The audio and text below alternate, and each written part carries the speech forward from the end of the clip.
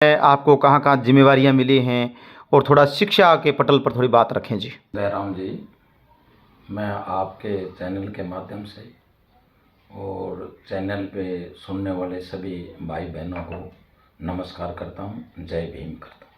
मुझे 2 दिसंबर 2026 को प्रदेश महासचिव अनुसूचित जाति विभाग में नियुक्ति दी गई।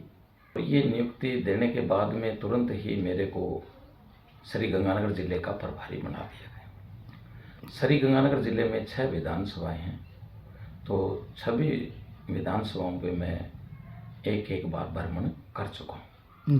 शिक्षा क्षेत्र को लेके कुछ कहना चाहेंगे सर? शिक्षा में तो आप कुछ भी पूछो, शिक्षा में तो देखिए आप कि मैं 40 साल की सर्विस कर चुका हूँ जी। और आप सेवानिवृत्ति के बाद में ये पार्टी ज्वाइन की है। मैं आपको शिक्षा के आपके चैनल के माध्यम से ये कहना चाहूँगा, आज हमारे भारतवर्ष में नहीं, राजस्थान में नहीं, पूरे भारतवर्ष में शिक्षा का स्तर गिरता जा रहा है। जब से मोदी सरकार आई है तब से लेके इन्होंने क्या है, निजीकरण पर जोर दे रखा है। शिक्षा नहीं, हर विभाग को इन्होंने अपने जो बड़े मतलब आप इनको अडानी को, अंबानी को, इन लोगों को बेच दिया है। तो शिक्षा के बारे में मैं सबसे पहले तो मेरे शिक्षक भाइयों को कहना चाहूँगा भाई, वो अपने जिस जगह पोस्टिंग है उस गांव के अंदर वो अपनी छुट्टी होने के बाद में और गांव के किसी वार्ड पंच को, सरपंच को या कोई प्रबुद्ध व्यक्ति को साथ लेके और घर घर आकर भ्रमण किया जाए। जिस तरह मैं मेरे बारे में कहना चाहूँगा, मेरे को यहाँ सीनियर सेकेंडरी स्कूल सऊवाड़ा से राज्य सरकार ने मेरे को गड़साना लगा दिया था एक एसकेएम सीनियर सेकेंडरी स्कूल में। मैंने दूसरी साल ही, एक साल तो 8-10 महीने तो मैं गया ही नहीं जी। और उसके बाद में मैंने जाते ही वहाँ देखा मैंने हालात। तो हमारे स्कूल के अंदर 79 बच्चे थे, स्कूल था सीनियर सेकेंडरी स्कूल। तो मैंने क्या है कि गांव के कुछ प्रबुद्ध व्यक्तियों के साथ बैठ के मीटिंग की। मैंने कहा भाई लोगों, आप मेरा सहयोग कर दो। तो मैं क्या कि इस स्कूल के अंदर ये जितने भी प्राइवेट स्कूल में बच्चे जा रहे हैं, मैं इनको सभी को इस स्कूल में लाने का मैं प्रयास करूँगा। तो उन लोगों ने मेरी बात को बड़ी मतलब महत्व दिया और वो मेरे साथ जाते थे छुट्टी होने के बाद में। और मैंने क्या है कि वहाँ 300 से ऊपर बच्चे उस स्कूल के अंदर जोड़ दिए। सर ब्रोड साहब, एक बात बीच में आपसे बात करें। फिलहाल सरकारी स्कूलों की स्थिति दयनीय होती जा रही है राजस्थान में। तो बहुत सारे स्कूल हैं जो मर्ज होने के कगार पर हैं। मर्ज नहीं, अभी पिछले दिनों 2-3 दिन पहले आया, इसमें पेपर में आया था 7000 स्कूल हैं वो बंद कर दिए हैं भारतीय जनता पार्टी ने। ये इसमें क्या है कि अकेली मैं भारतीय जनता पार्टी को भी दोष नहीं देना चाह रहा। क्यों? इसका कारण मैं मेरे समाज को भी दोषारोपण करता हूँ, क्योंकि समाज के लोग समझते नहीं हैं। प्राइवेट स्कूल है, ये तो एक दुकान है। इस दुकान के अंदर तो क्या है, उन दुकानों वालों ने तो क्या है कि गांव के अंदर 5-7-10 आदमियों को पकड़ लेते हैं, किसी के साथ तो दरमेल चारा बना लेते हैं, किसी के साथ रिश्ता कर लेते हैं और किसी को क्या है गाड़ी का ड्राइवर रख लेते हैं, किसी को घंटी बजाने वाला रख लेते हैं, किसी को क्या है अन्य काम पे बोले चलो आपके 2 बच्चों की फीस ही हम नहीं लेंगे, आप अपने गाँव से 10-12 बच्चे जोड़ो।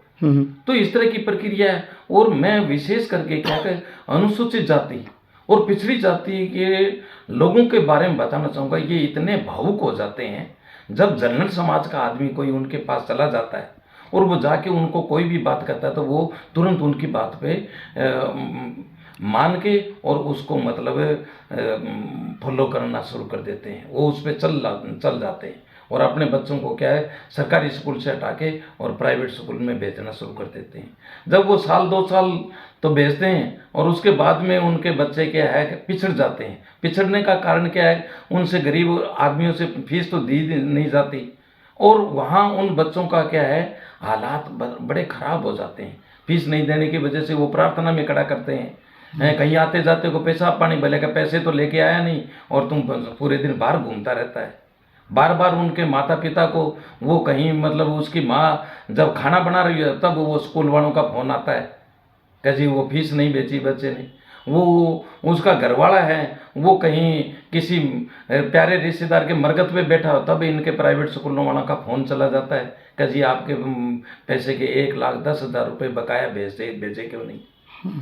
तो ये एक सरकार को तो मैं दोषारोपण करता हूँ क्योंकि सरकार तो सब कुछ होती है। सरकार को सोचना चाहिए भी मैं मेरे देश के अंदर अब मोदी जैसे अमित शाह जैसे ये इतने मतलब झूठे और मतलब ये तानाशाही प्रवृत्ति वाले आदमी और ये जनता पे रहम नहीं करते।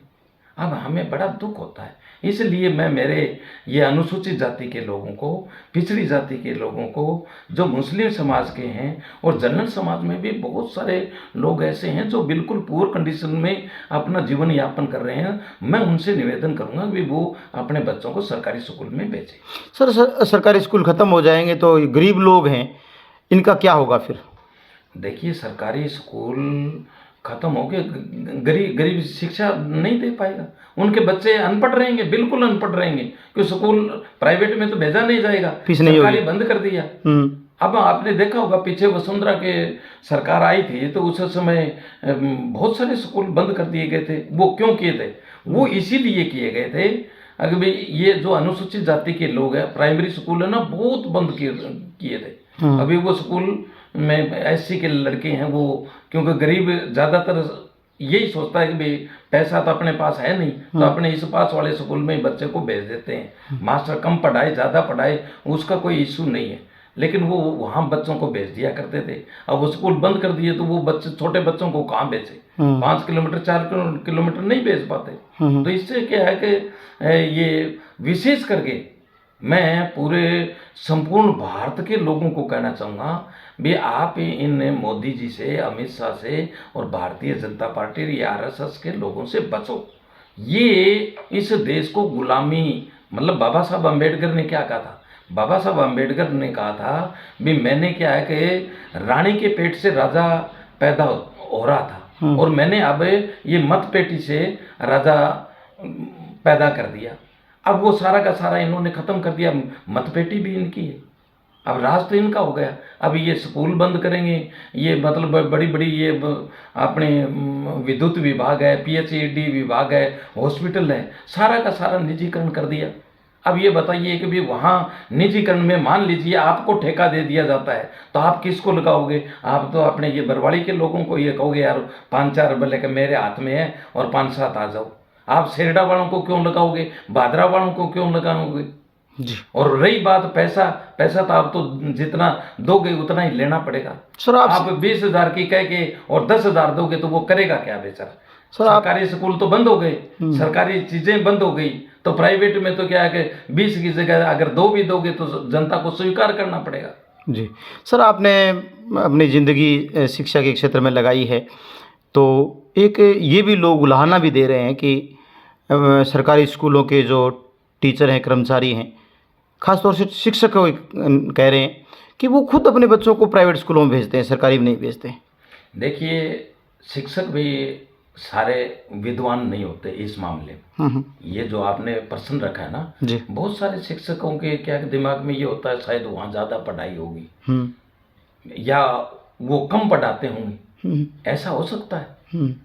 तो बच्चे तो शिक्षकों की भी ऐसी बात नहीं है, आगे कुछ प्राइवेट स्कूल में जाते हैं, लेकिन जो टैलेंट हैं, जो शिक्षक इस चीज़ को पूरी को समझता है, क्योंकि सरकारी स्कूल के अंदर बच्चों को व्यवहारिकता, जनरल नॉलेज, बहुत सारी चीज़ें अलग से बताई जाती है। हाँ, वहाँ सरकारी स्कूल में तो बच्चे को हताश तो होने नहीं देते, उनको तो हम शाबाशी दे के और उनको क्या है कि बहुत आगे तक पहुँचा सकते हैं और पहुँचाया है हमने।